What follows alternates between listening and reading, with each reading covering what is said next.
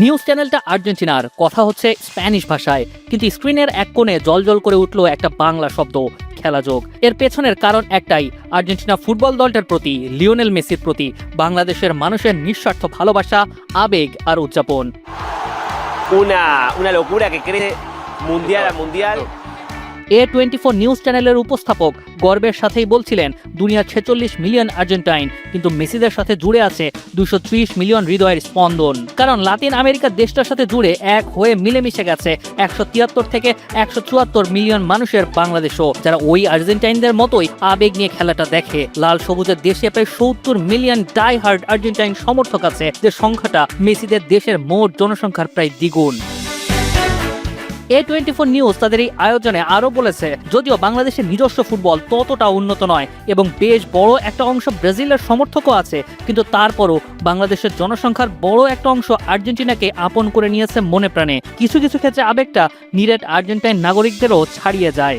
ভাই হয়ে গেছে ভাই, আমাদের দুইটা বিশ্বকাপ, একটা নিছি আরেকটা নিব। এদিকে বাংলাদেশের মানুষের সেই আবেগ মোড়ানো অসংখ্য গল্প প্রতিনিয়ত ক্যামেরাবন্দি করে চলেছে খেলাযোগ। এই উন্মাদনা, বিজয় মিছিল আর আবেগের মুহূর্তগুলোই পৌঁছে গেছে খেলাযোগের ফ্রেমে আন্তর্জাতিক গণমাধ্যমের পর্দায়।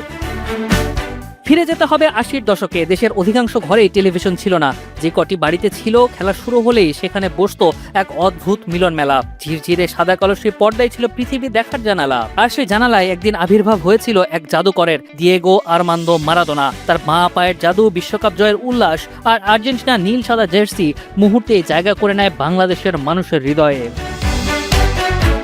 সময় বদলেছে, সাদা কালো পর্দা হয়েছে রঙিন। সেই পর্দাতেই বাংলাদেশ দেখেছে রোনালদো নাজারিওর হাতে বিশ্বকাপ। পেলে, কাফুদের সময় থেকেই জন্ম নিয়েছিল ব্রাজিলকে ঘিরে এদেশের মানুষের বিশাল এক আবেগ। তারপর থেকে বিশ্বকাপ এলেই এ দেশের আকাশ ভাগ হয়ে যায় দুই দেশের পতাকায়। চায়ের দোকান, বাসাবাড়ি, বিশ্ববিদ্যালয়, পথ ঘাট, মাঠ, সবখানেই বিশ্বকাপের আমেজ। এমন একটা দেশ যারা কখনো কোনোদিনও বিশ্বকাপেই খেলেনি, সে দেশটায় বিশ্বকাপ এলেই যেন মনে হয় প্রতি বিশ্বকাপ আসরের হোস্ট নেশন হয়েছে এই ফুটবল পাগল বাংলাদেশ।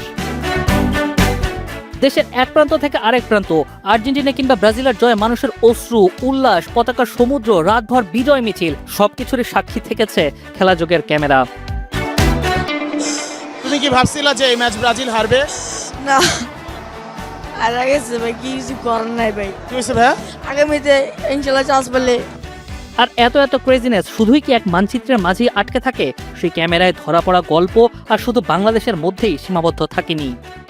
এবং 2-1 এই ম্যাচটা জিতে রাউন্ড অফ 16-এ গেল, তখন এই সাও পাওলোর এই জায়গাটা একেবারে একটা পার্টির মতো অবস্থা হয়ে গিয়েছে। তারা এমন ভাবে সেলিব্রেট করছে মনে হয় যেন আমি খুবই স্পেশাল কেউ। Sheikh Ashiq, 71, Buenos Aires, Argentina. খেলাযোগের এই বার্তা পৌঁছে গেছে ফিফার অফিসিয়াল ফেসবুক পেজে। বুয়েনোস এইরেসের বিজয় উৎসবের পাশে স্থান দিয়েছে বাংলাদেশের উদযাপনকে। একই আবেগের গল্প উঠেছে ব্রাজিলিয়ান বিভিন্ন গণমাধ্যমেও, এমনকি বিবিসি, CNN, ফ্রান্স 24, লা নাসিয়ন সহ বিশ্বের প্রভাবশালী সংবাদ মাধ্যমেও আলোচিত হয়েছে বাংলাদেশের ফুটবল উন্মাদনা। তবে এই গল্প শুধু এক পাক্ষিক ছিল না। বাংলাদেশ থেকে যে ভালোবাসার গল্প পৌঁছে গিয়েছিল আর্জেন্টিনা আর ব্রাজিলে, তার উত্তরও এসেছে সেখান থেকেই। সেই অদৃশ্য টানেই খেলাযোগের প্রতিনিধিরা পৌঁছে গেছেন আর্জেন্টিনা ও ব্রাজিলের মাটিতে। ক্যামেরার সামনে ধরা পড়ে এক অন্যরকম দৃশ্য, যেখানে দূর দেশের মানুষও বাংলাদেশকে আপন করে নিয়েছে। আর্জেন্টিনার রাজপথ হোক কিংবা ব্রাজিলের ফুটবল পাগল জনপদ, খেলাযোগের প্রতিনিধিদের ঘিরে উচ্ছ্বাস, আলিঙ্গনার একের পর এক ছবি তোলার অনুরোধ যেন বারবার মনে করিয়ে দিয়েছে এই সম্পর্ক শুধু ফুটবলের নয়, এটি দুই দেশের মানুষের হৃদয়ের সম্পর্ক।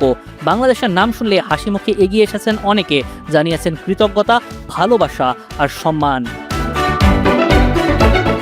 হাজার হাজার কিলোমিটার দূরে থেকেও ফুটবলের এই অদৃশ্য সেতু বন্ধনের সাক্ষী হতে পেরে খেলাযোগ সত্যি অভিভূত।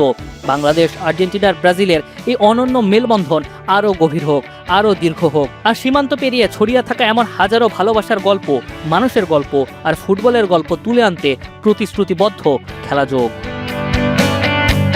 মুনিম শাহরিয়ার, 71।